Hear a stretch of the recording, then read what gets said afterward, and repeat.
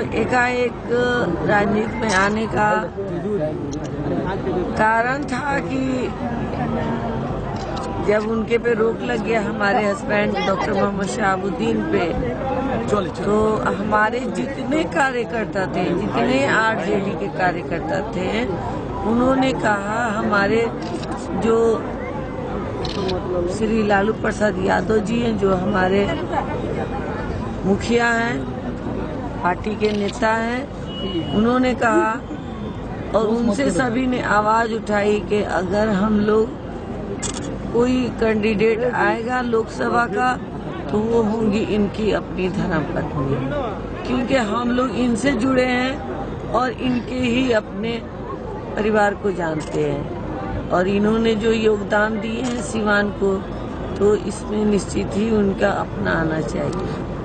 तो आपको अभी तक कोई परेशानियां आई होंगी इनके दबंग कार्य, मतलब इनका जो पुरानी छवि है दबंग के नाम से जो सब जानते हैं, आपको कोई परेशानियां आई होंगी?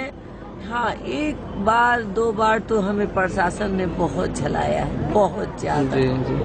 रात रात भर हमारे गांव को घेर कर टॉर्चर किया, सर्च किया, बहुत कुछ हुआ हम लोगों के साथ। फिर भी हमने बिल्कुल जोश और खरोश से, हिम्मत से, इसलिए कि इतने सारे हमारे साथ लोग जुड़े हुए थे, मतलब कहिए कि हमारा पूरा जिला ही मेरा अपना है और ये लोग बिल्कुल हमारे परिवार की तरह हैं। तो उस दौरान हमने घर से निकला, मगर पर्दे में बिल्कुल निकला, पर्दा नशीन होके, क्योंकि हम लोगों का माहौल बिल्कुल अलग था, पर्दे वाला माहौल था। मैका से ससुराल तक एक ही माहौल था। ग्रेजुएशन की पढ़ाई की पर्दे से ही की, कॉलेज गई। मैं एक वाहिद ऐसी लेडीज थी, गर्ल्स थी उस वक्त कि जो मैं नकाब पहनकर ग्रेजुएशन किया। और इसमें हमको कहीं भी ऐसा, मेरा अपना एक अलग पहचान थी कि मैंने कहीं भी ये झिझक नहीं महसूस की, शर्मिंदगी कि हम ये पर्दे में जा रहे हैं और हजारों में हम अकेली हैं तो मुझे कुछ शर्मिंदगी हो ना, कभी नहीं। मैं बेधड़क आगे बढ़ती गई। तो आप अभी आराम से चल रही हैं इस मामले में, सब लोगों का सपोर्ट है? बिल्कुल आराम से, कहीं भी कोई हमको तकलीफ नहीं है।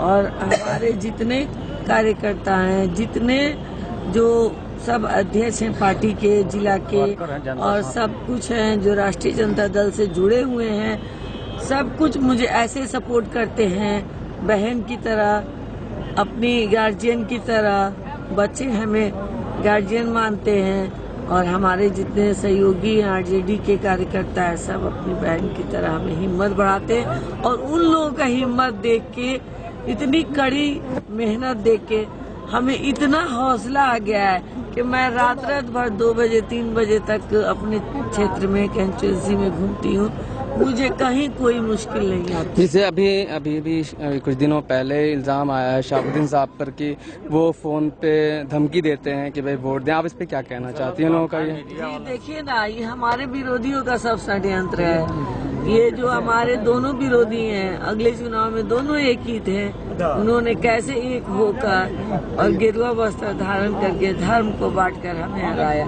अब वो लोग ये कहते हैं इस हिना साहब को सीवान में जीतने नहीं देना है और किसी कीमत पे नहीं जीतने देना है। तो भाई हम ये सवाल करते हैं, क्या हम इस जिला के नहीं हैं? हम इस जिला की बेटी भी हैं, बहू भी हैं, ये सब हमारा परिवार है। तो क्यों नहीं हम जीतेंगे, आगे क्यों नहीं बढ़ेंगे जब हमें लोग बढ़ा रहे हैं? बेशक, तो आप जीत जाएंगी इंशाल्लाह। तो उसके बाद से आप जो पुरानी छवि जो बिगड़ी हुई है, जो कुछ गलत फहमियों के शिकार भी है, तो आप उसे दूर करने की कोशिश करें। हमारी छवि बिल्कुल अच्छी है। आपको पता है कि उनको 11 साल अब हो जाएंगे 13 अगस्त को। तो इतने दिनों में अगर कोई दूसरा राजनीति वाला रहता, कोई MP MLA रहता, तो उसका नाम वो निशान खत्म हो जाता। वो कहाँ का पार्टी, कहाँ का पॉलिटिक्स, सब खत्म हो जाता। लेकिन आप देखिए, कहीं भी आप इंडिया में जाते होंगे, अगर आप पूछते होंगे कि आप शहाबुद्दीन को जानते हैं, तो उसमें 2 आने लोग कहते हैं नहीं वो अच्छे नहीं है, लेकिन 14 आने जो लोग हैं वो बिल्कुल कहते हैं कि वो बहुत अच्छे हैं, अपने शहर के लिए बहुत बड़े काम किए हैं। और आपको तो पता ही है 2005 का जो सर्वेक्षण हुआ था उसमें अटल बिहारी 1 नंबर पे थे और इंडिया के MP में ये 2 नंबर थे विकास में। तो हम इनको विकास पुरुष क्यों ना कहें। सही। इतना छोटा सीवान जिला है, इसमें बैडमिंटन चैंपियन जो आज हमारी देश की शान है वो क्या है, सानिया नहीं, साइना नेहवाल। उन्होंने आके हमारे इंडोर स्टेडियम में खेल कर गई हैं, बताइए। और शुएब करीम भी क्रिकेटर है, वो भी हमारे यहाँ आए हैं खेलने। तो हम ये कहते हैं कि हम किस मामले में राजधानियों से कम है। और हमारा तो इतना बड़ा मतलब एक लक्ष्य है, उसको पूरा करने के लिए हम आए हुए हैं। और आगे बिल्कुल हम लोग को देखना है, पीछे नहीं देखना है। सिवान में अगर एजुकेशन की बात करें तो हमारा सिवान किसी भी राजधानी से कम नहीं है। यहाँ पे आयुर्वेदिक कॉलेज है, यहाँ पे PG कॉलेज है, DAV इस्लामिक कॉलेज है, यहाँ पर इंजीनियरिंग कॉलेज है, अब लॉ कॉलेज हो गया, यूनानी है, सरकारी हॉस्पिटल में रेड क्रॉस सोसाइटी है। अब बताइए क्या कमी। इंडोर स्टेडियम है, राजेंद्र स्टेडियम, इतने बड़े बड़े मेडिकल चालू हो गया था जी। अब वो रहते तो MBBS चालू हो गया था। तो आपको और कुछ कहना है जनता के लिए या? जी बिल्कुल, मैं इतना कहूँगी कि आप इनकी बात ना सुने। ये झंडे का रंग अलग अलग है, लेकिन हम सिवान के हैं, हम सब एक हैं और हमेशा एक रहेंगे।